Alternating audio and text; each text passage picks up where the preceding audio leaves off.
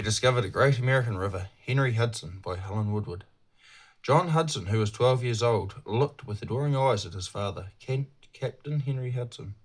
This was in the city of London in England, more than 300 years ago. As any boy would, John Hudson loved his father's adventurous spirit, and was proud to be the son of the great sea captain. John had two brothers and a sister, but when Captain Hudson set out on his dangerous voyages and made the discoveries that mean so much to us today, John was the one who always went along. He sat quietly in the back of the room while his father spoke to the bigwigs in England.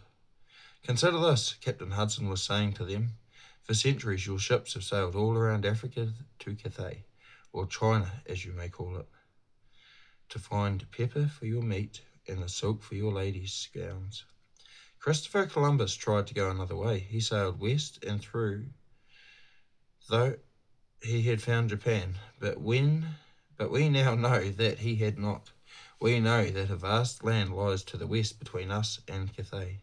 Each time our ships have sailed to the west, they have bumped into a continent." "Now," continued Captain Hudson, "I believe that we should sail north, that we should try to reach the North Pole." "But, Captain," said the men he was trying to persuade, "that is all ice and snow." "Ice and snow first, to be sure," answered the captain. "But we will get beyond these, and when we are through to the North Pole, we will find that it is warm again."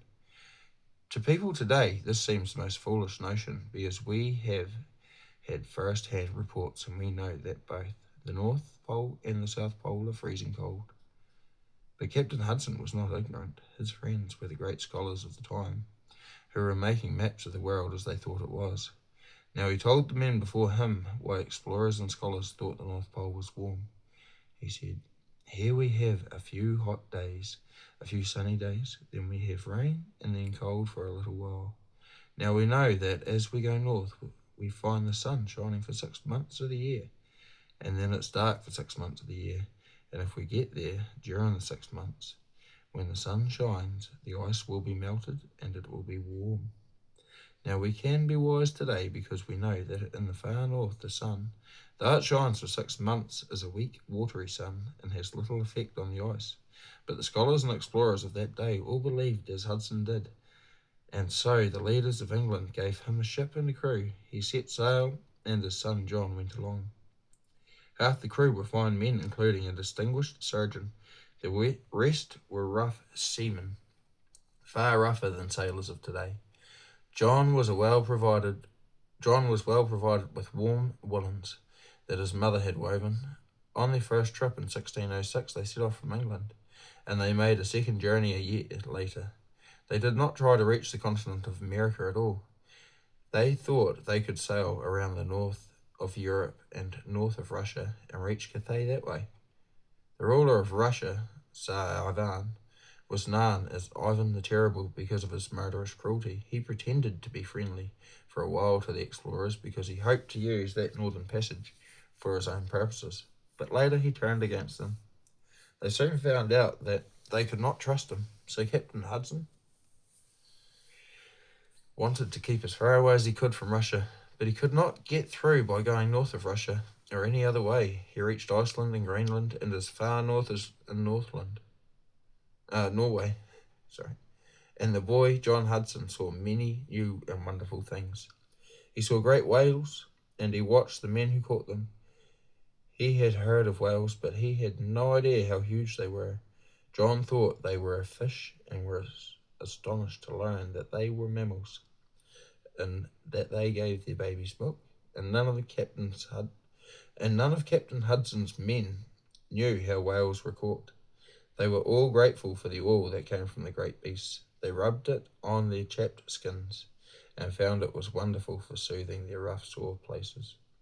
The sailors were busy learning to use it to make lights and to keep warm. John learned that sick whales give off a kind of wax called ambergris.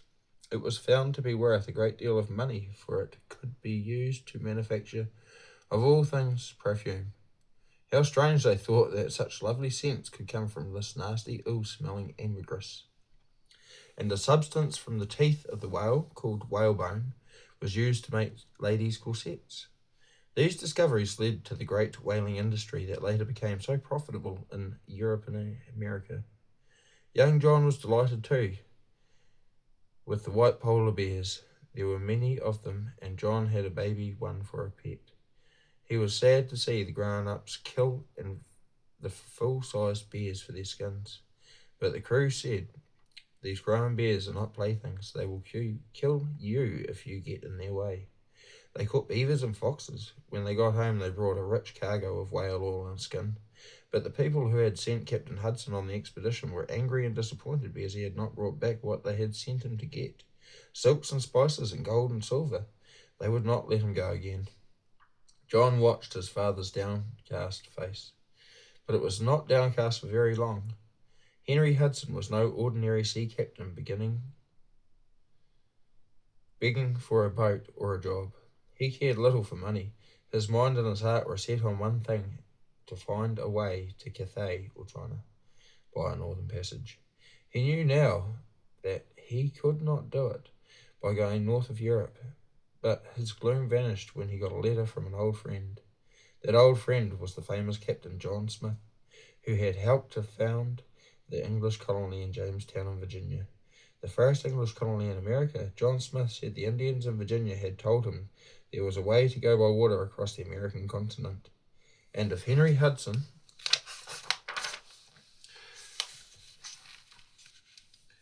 could find that way, he could sail right through the American continent to the Pacific Ocean. Either the Indians made a mistake or John Smith did not understand them, for the Indians were talking about the Great Lakes. A ship could sail through the St. Lawrence River in what is now Canada and go on through the 5 Great Lakes, but it would be stopped at what is now Minnesota, and the plains and the mountains would still be between the ships and the Pacific Ocean. But no white man knew that then. The English would not take another chance with Captain Hudson, but there was another great sea-going nation in Europe. That was Holland, and her people were called the Dutch. They had for centuries been fighting with other people in Europe for their independence and for the right to trade, and they had just won the fight. Now they were eager to find the northern way to Cathay. They sent for Captain Hudson. Young John went along and looked with wonderful delight at their canals and their cities. Captain Hudson read the letter from John Smith to a company of Dutch officials, and they thought he must be right. They gave Hudson a ship, and he got his crew together. The name Henry in Dutch is Hendrik, and that is why, to this day, Captain Hudson is sometimes called Henry, and sometimes Hendrik. But again, Captain Hudson showed how little he cared about money. All the Dutch paid him for the journey he was about to make was $325, and they sent his wife in London $90. The boy John, as a sort of a junior member of the crew, got only something like $5. The ship had a nice name, the Half Moon. The time Captain Hudson sailed farther south, and he sailed up and down the coast of what is now the United States, he thought of going into Virginia and seeing Captain Smith. But Captain Smith's colony was English, and Hudson was sailing for the Dutch. He was afraid he might have had to give up his ship if the English found out about it. So Captain Hudson and his men sailed north again. Here and there they ran the ship into sheltered coves and caught lobsters and fish. The Indians there, who were glad to see the strangers, smoked green tobacco. They offered Hudson their tobacco, or anything they had, if he would give them some bright red robes he had on board.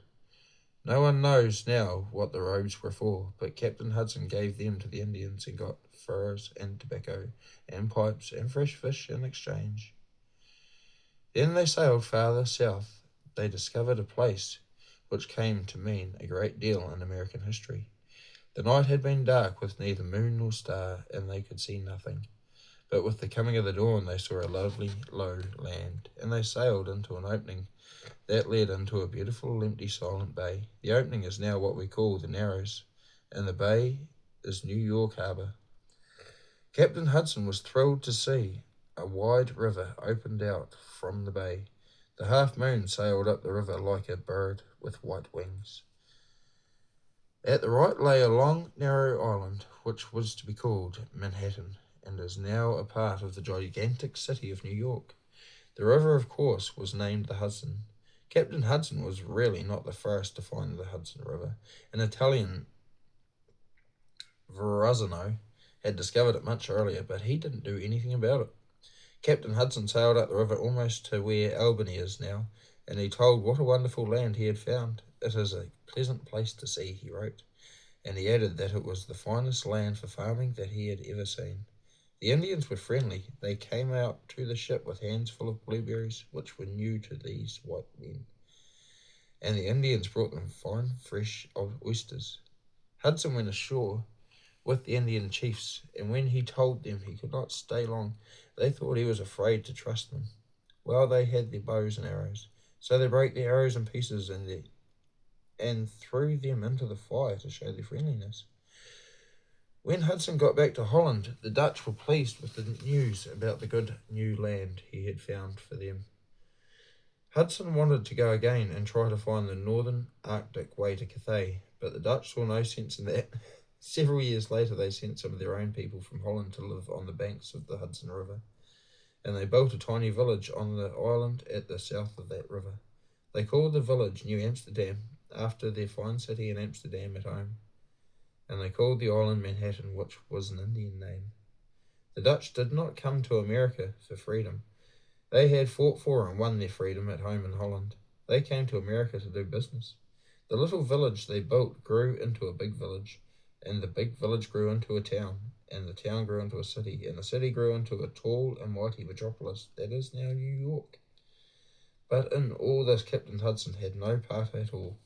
He did not want to stay with the colony on the Hudson River.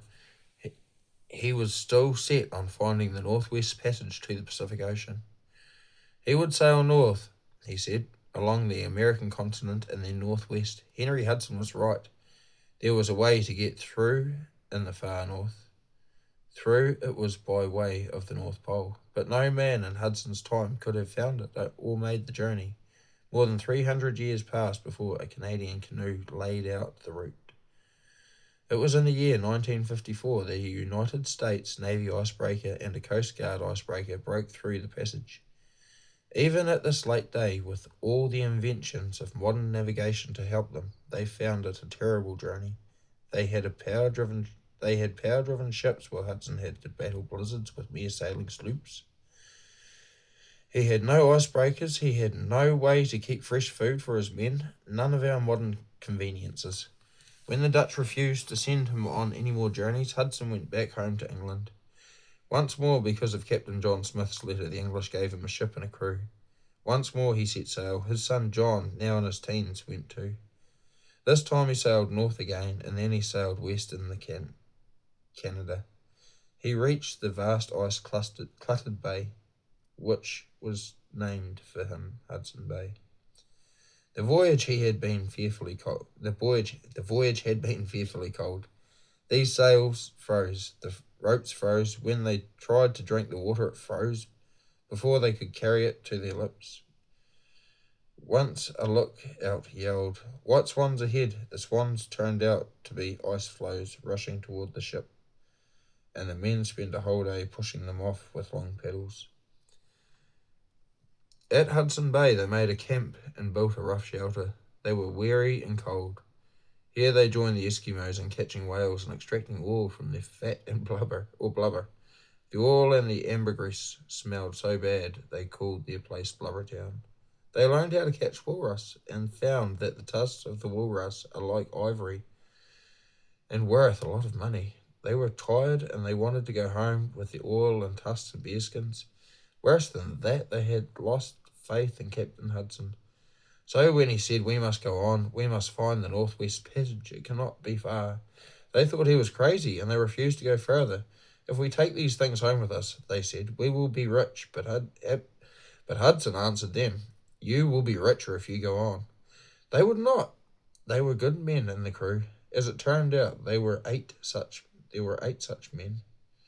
But the rest were tramps and criminals, as many of the sailors of that time were. People said that Hudson, who was a kind man, was too good to the Raffins and his crew. The crew, greedy for a loot, defied the captain, and there was ugly fighting on board. It was a mutiny, but not all the men had any clear idea of what was going on, because there was so much yelling and confusion. The better men stood by their captain. When the ruffians won, they put Hudson and his son John and the surgeon and one of two others into a shallop, which is a weak little boat. When they were in the frail little shallop, some of Hudson's other loyal sailors, seeing what was being done, jumped in after them. One man, the ship's carpenter, a God-fearing Englishman from Surrey, cried, "My place is with the captain," and he went overside into the little boat. But first he had the good sense to gather his carpenting tools and take them with him. The ship sailed off, and Captain Hudson and his friends were left adrift in the freezing waters of the Hudson Bay. They were never heard from again. This was in 1611. The ruffians of the crew, it is good to know, had an awful time. They did not know how to find their way home. The native Eskimos fought them, and they nearly starved, but at last those of them who survived reached England. "Where is Captain Hudson?" asked the English at home. The men lied. They said that Captain Hudson had found the northwest passage to Cathay, and he stayed there, but some of the crew let the truth leak out. The men were arrested, and 7 years after Hudson was set adrift, the leaders of the mutiny were hanged. What became of Hudson and his loyal friends, no one knows. Most people think they were drowned with their little boat, but some explorers say that 20 years later they found traces of a house. They could see that it had been built by a skilled carpenter. There was none such except the man who had joined Hudson in the boat. So perhaps they fared better than we feared. Perhaps their bones are buried on Canadian soil. At any rate, the name of Henry Hudson lives in glory in America's history.